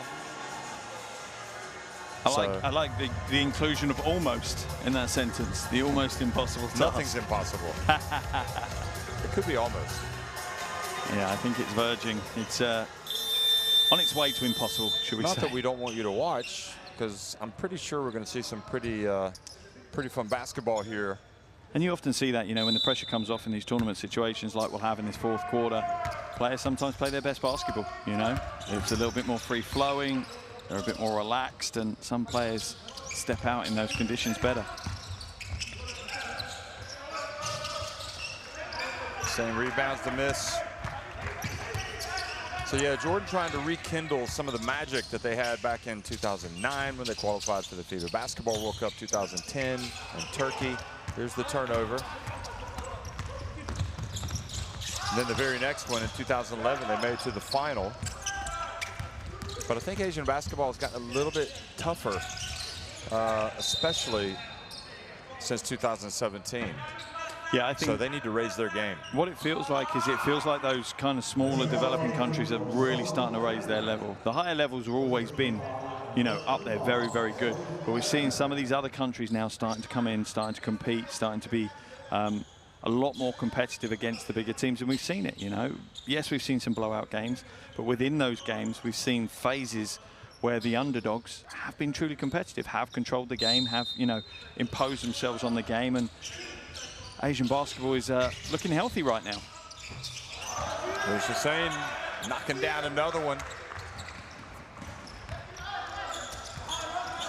See, he even winces when he comes back. He can still feel some type of pain in his knee or something. Yeah, I wouldn't imagine there's many more years. I mean, he's really given it up for his country, hasn't he? Yeah, he certainly has. There he is, knocking the ball away from Abu Jalas. But the foul called on Hussein. 32 years of age, Hussein. Got a lot of ball there. Yeah, he did. I think it might have been the body contact potentially. But yeah, Hussein, 32 years of age. But when you look at bigs, I think you can add a few years often for bigs because of the physical kind of contact that they have to withstand. It has a bit of a bigger toll on the body, I think. Well, I think, you know, from what I've seen, with Jordan, what really concerns me is how they started today. Yes. And I just, you know, even against Chinese Taipei or China in the qualification round, I can't see it. Yeah, I can't. You know, the level.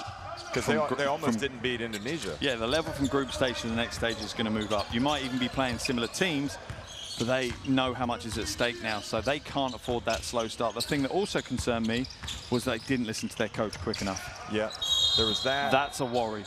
Because when they get into difficult situations, on the floor, you can't make those decisions. You have to listen to your coach. Your coach is the one that is there to guide you, take some of the emotion out of the event, take some of, you know, can step back from the game a little bit more and provide you with much more impartial, unbiased, you know, unaffected decisions. And if they just ignore him for 2-3 minutes, now in this game, they've got away with it. They're not going to get away with it at the later stages of this tournament. They'll be found out. Well, they've had the likes of Mario Palma, who actually was their coach when they had in the heyday, 2009, 2011. They've had Sam Douglas spin at the helm. You know, they've had some other, you know, but now they've got Al-Sus. And, you know, from my perspective, I don't know what else more he can do. I mean, you know, he spelled it out pretty clearly, what you need to do. To me, it's kind of like now it's up to the players to decide how good they want to be. Yeah. Are they going to commit? The one thing I would say, and a caveat to this, though, is that they came out in the second half and they clearly followed the message. Yeah, they clearly followed coach's instructions to the letter. Even when it didn't work for 2 or 3 possessions, they kept going. You know, they kept following that theme that he was trying to put in place. But That's again, good hustle. yeah, but again, if they come up against a more disciplined Chinese Taipei team, and Chinese Taipei, I think, can improve on their performance against Korea. You know, and they came out, Chinese Taipei, and played well in their first game over Bahrain. I do think a good start will be imperative. Yeah, it is. More and more so that you have to, you know, as you progress, you have to put a full 40 minutes in. You can't take 5 minutes off in these games now. 3 for Abdel Jabbar.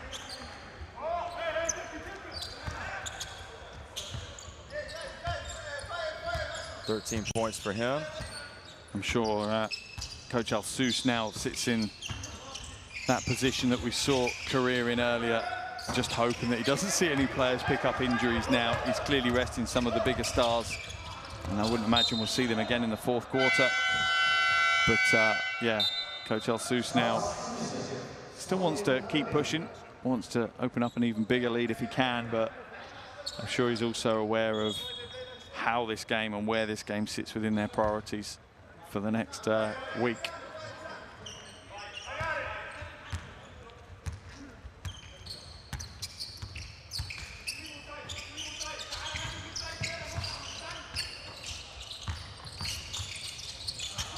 Nice pass into the path of Marwani, who gets it to Kadi, takes the contact, absorbs it, scores.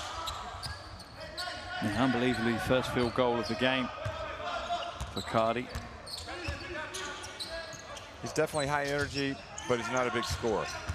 And do you know what? It's just down to that finish for me. It's just composure at the last part of the play. How about that for a finish? Bazai.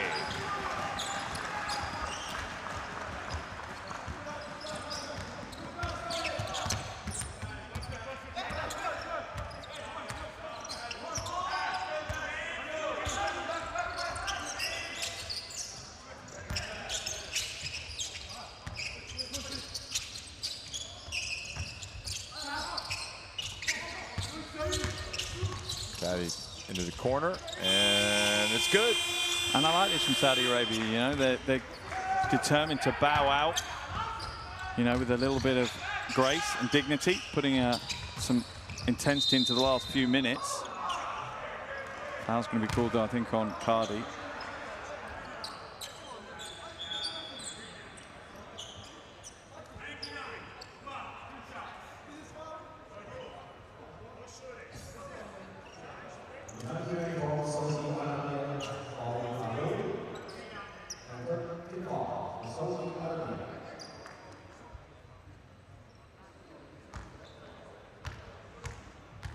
Marwani came over and goes, who's foul?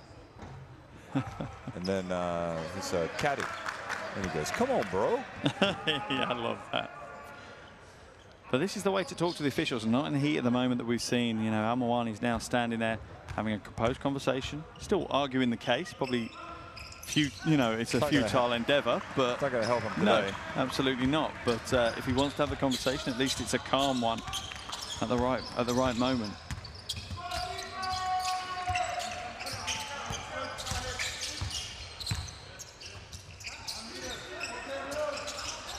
Al-Marwani gets rid of it. Abu Jalas decides to take it in, but nowhere near the finish that he needed. Now Cannon, look at him get down the floor. Oh, Caddy hustled. Oh, no. And Hussein, goes up and takes the punishment. And that's Kadi out of the game.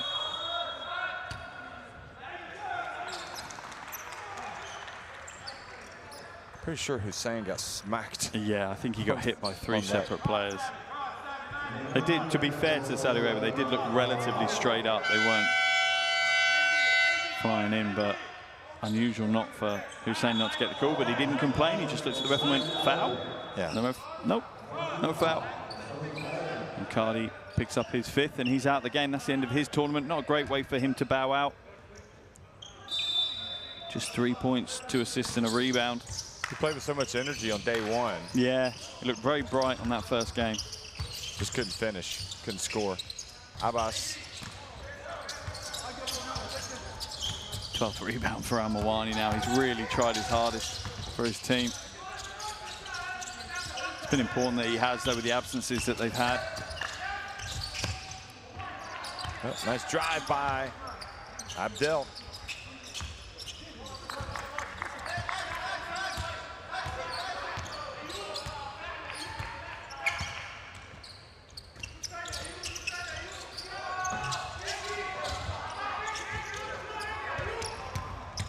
Oh, Abdel Gabar almost turned it over. Abu Jalas, surely not.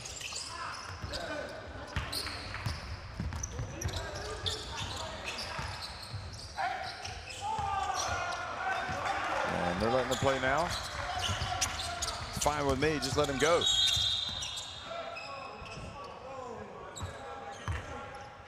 I think Cannon's going to get called for that foul, but just running out now, aren't we? 15-point lead for Jordan. After what, it's interesting because after what looked like it was going to be a tough game to start with, Saudi Arabia came out really, really strong, came out highly motivated, got themselves right back into it with that 13-point lead. They're only 5 points away from where they needed to be, and that was in the first quarter. But then Jordan just brought, you know, Coach Al-Sous brought in almost a second-string five who really got the job done for me. They changed the flow of the game.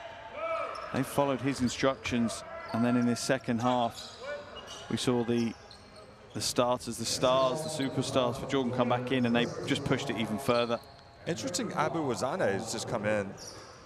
I had him as one of my first guys off the bench coming into this thing, and I don't know if it's a matchup thing or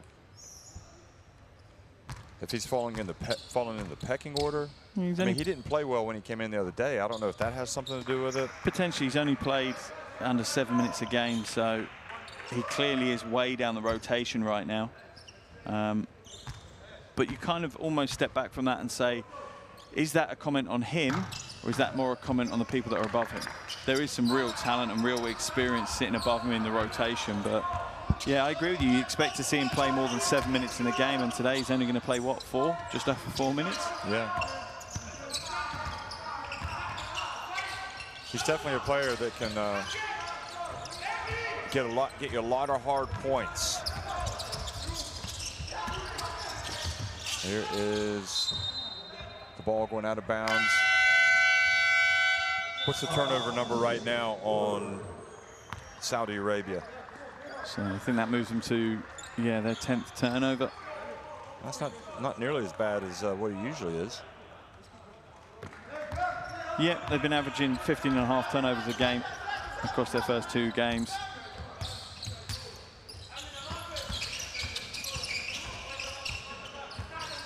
A lot of them coming from Abdel Gabar, though.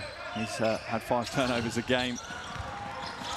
The jump shot, yeah, 19 points off turnovers is what Jordan has been able to score. And there you go, that's your answer. It's not the number of turnovers, it's the punishment that Jordan have put off those turnovers. Abdel Gabar, shaking and baking, bounce pass. Al-Marwani back outside, Bilal. Yeah, from time to time they do run good stuff. They really do. You watch that, and that's, you know, perfect style basketball for this encounter. But they've just not done that consistently. They've not stuck with that throughout the game. Abdel Gabar coming up, almost getting the steal. Al-Marwani Amin.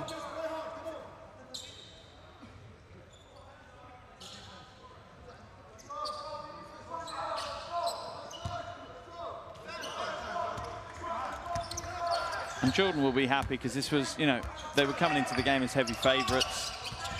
But you still have to get the job done. Look at Cannon doing what he can. Here's Al-Marwani. Yeah. Oh. Al-Hamache commits the foul.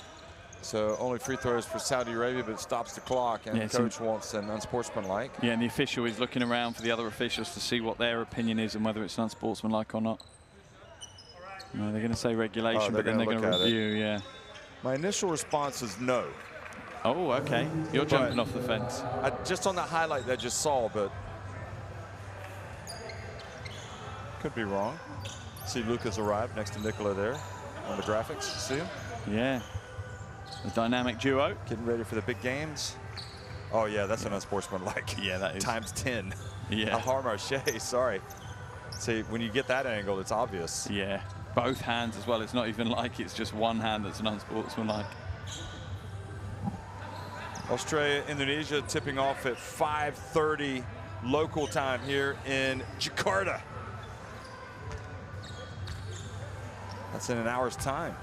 What are you going to do between now and then? Prep. That's what I like to say. Get my stats ready, get my notes ready.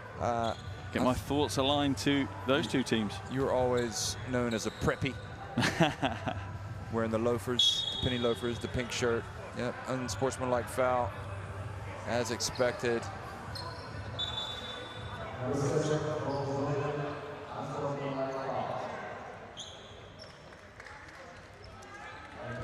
Now, Marche is now asking.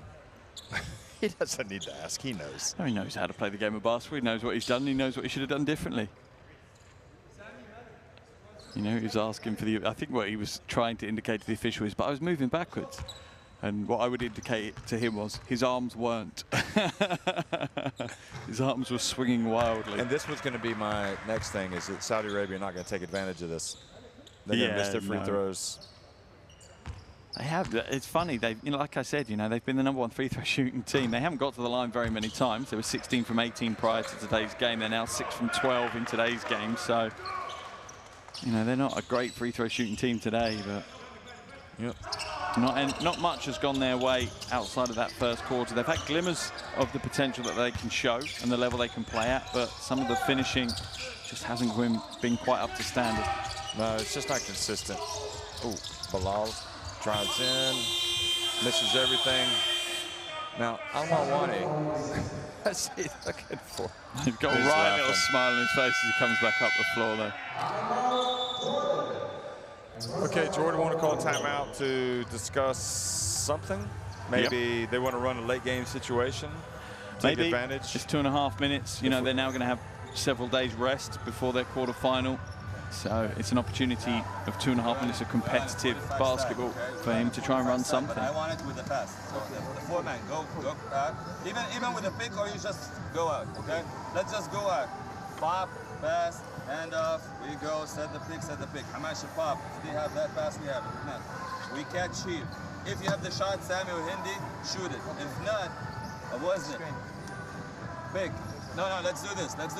Hand off between the guy who got the ball and Malik, and Abwazna you pick for. You pick for Malik. Okay, and this guy's going to be open after. So let's say it's Sami or Hindi coming. No shot, hand off with Malik, big, and you're going to be here open. It was the hole, your man had. See that pass.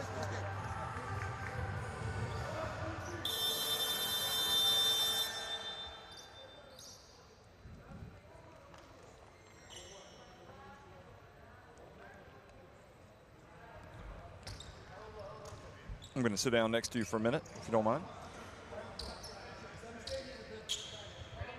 Double-double for Al-Marwani. No surprise there, he's all over the place. Hustling, getting his shots up. Some of them fall, some of them don't. You certainly can't question his commitment to the Saudi Arabian cause. As we see Saudi Arabia now in almost a 1-3-1 press. And I like that from Coach Elder Kardani. Just even though you're in the last 2.5 minutes, just to disrupt what Coach El Sous wants to do, you swap up your defense.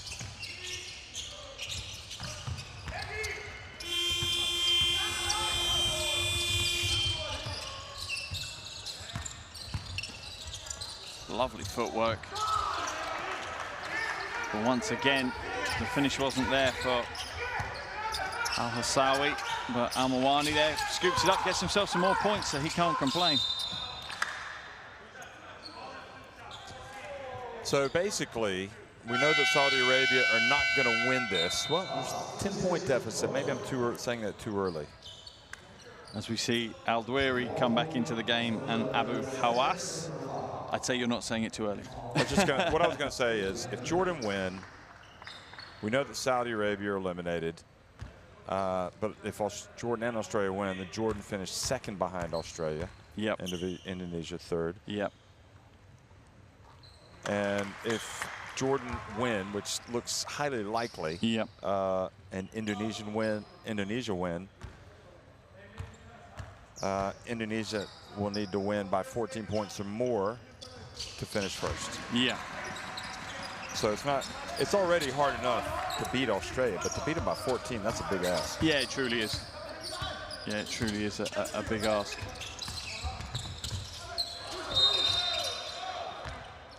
The interesting thing would be that if Indonesia win by 28 points or more, yeah, obviously you would have Australia 3 2-1 teams. Yeah. Australia finished third. And after what happened to China the other night, and they had 14-point lead, 2 guys ejected, and then Bahrain came back and took the lead, and they were leading with less than 10 seconds left. Yeah, they were. And China were on the verge of elimination. That's mad. You pretty much know that we can laugh about the impossibility or the unlikelihood of Australia not happening, but you just never know what's around the corner. And I think it adds to the fact that obviously they're the host nation. We've seen the atmosphere that the crowd bring and how the Indonesian players feed off that. And when you have players like Xaviero and Bolden, I wouldn't count them out. Yeah, it's interesting that as much as we like Bolden, Xaviero was the player of the game in the last game. Yeah, he was. He really was. He was fun to watch. Grand Canyon, what a player they're going to have. And as an Indonesian native, born and bred, he's really exciting. You know, you think what inspiration he can give to Indonesian kids. That's off the charts for me. It's absolutely off the charts. They've got, they've got a potential superhero there that could really advance Indonesian basketball.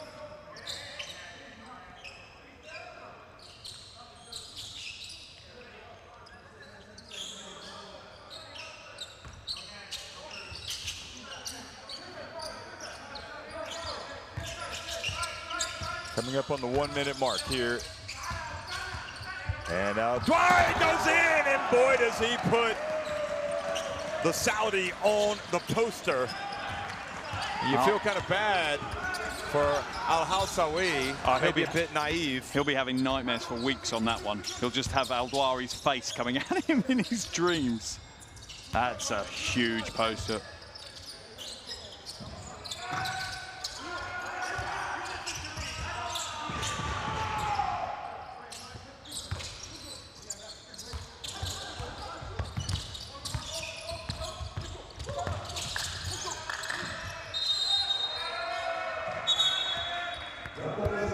So 32.4 seconds left. Oh, wow. What happened to Abu Hawas here that has caught the attention?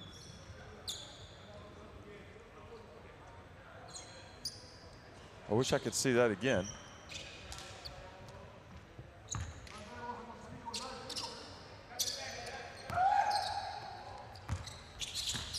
I didn't see what he did. No, I think as usual, it might have been a little bit of talking.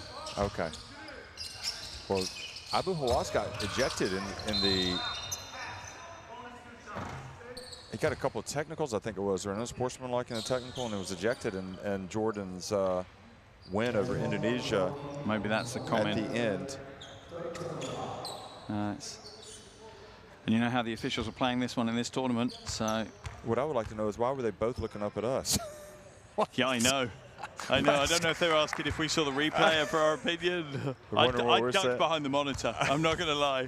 I hung you out to dry there. I was just like. I'm going to go ask Abu Hawas what happened.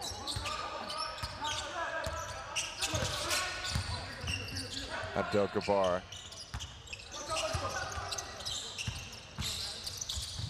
Oh, Bilal goes that's up a great and play. Makes it, and then goes down. Gosh, some he's heavy feeling contact. It was Khan.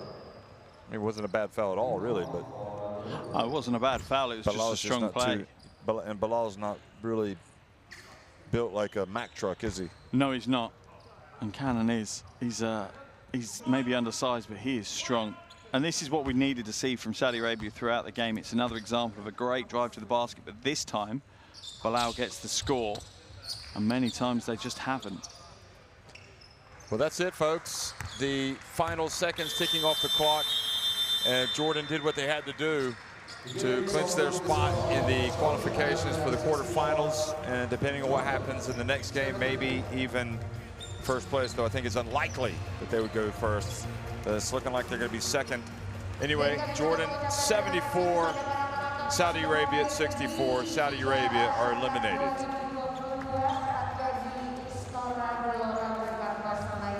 Zaid Abbas and Jordan shaking hands. Didn't see Zaid Abbas much today. So if you were tuning in to watch him, that's nothing to do with us. It's the coach or maybe an ailment. Probably just resting up. And now Jordan will wait and see how things unfold with Indonesia and Australia. And if you look at the numbers, both teams with 9 threes. Yeah, it's a strong performance by Jordan throughout. 20 assists for their 74 points, playing some good team basketball. And huge amount of respect for Saudi Arabia as well, though. They put in a good shift. Abdel Gabbar with 19 points to lead them, whilst Al Dawari, I'm happy to say, there's the man. He had 16 points to lead the offensive effort for Jordan. And I think that's a positive sign for Jordan that he's stepping up, scoring some more points. And as we saw in that final poster that he put down, being more aggressive on the offensive end. But credit to Saudi Arabia, they came in, they fought, they had, you know, tough circumstances that they came into this one on, particularly today's game. They were 2 men down due to injury, as we see the huge dunk, one of the big dunks from Al Dawari, not the only one, but one of them. And he put in a big performance today. And Jordan will take a lot out of today's game. They had some adversity early on in the game, down by 13. Things were looking a little bit shaky. They were looking really shaky. But Coach Al Sous leaned on his bench, which is great to see. And the bench came in and delivered. And then the first string came in and reinforced that. So it was a good start, as we're seeing some replays of the action in that second half. Yeah, just thought overall Jordan did enough, but I think we touched on this during the commentary. Is coming into this game, there were moments early on where, you know, it was decidedly dodgy. Yeah. 19-6 in favor of Saudi Arabia, and then coming out of a timeout, the players not really responding to what the coach was saying.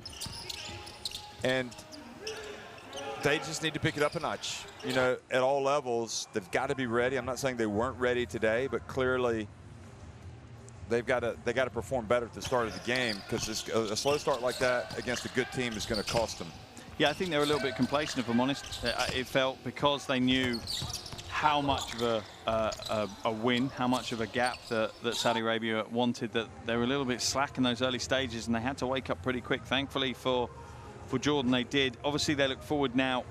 If, you know, it's likely they're going to finish in second or third place. Obviously, we still wait to see that Australia-Indonesia game. So it will be Chinese Taipei or China in the qualification for the quarterfinals, and that will be on Monday. So they'll now get a day's rest on that one. If you're Jordan, who are you going after? Would you rather China or Chinese Taipei? I really can't decide myself. You can always, yeah, probably Chinese Taipei, but anyway, Jordan right now, well, maybe they'll go and celebrate. They're top of the table, 2-1 ahead of Australia, 2-0, Indonesia 1-1, Saudi Arabia going home at 0-3. Indonesia, Australia coming up next. And I think we just have to wait and see which Jordan is going to show up to the party in the qualification for the quarterfinals or their next game, whatever it may be.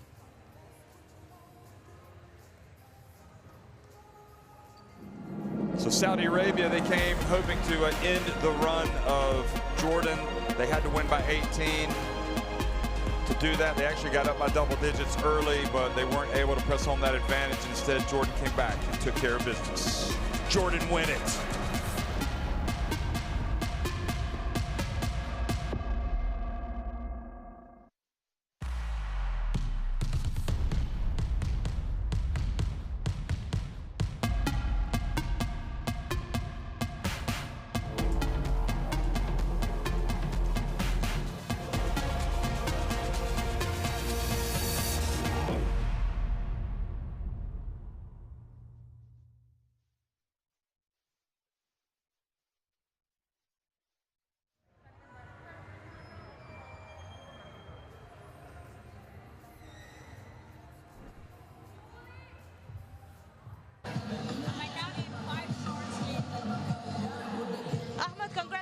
Congratulations. How do you feel after securing your second win of the game?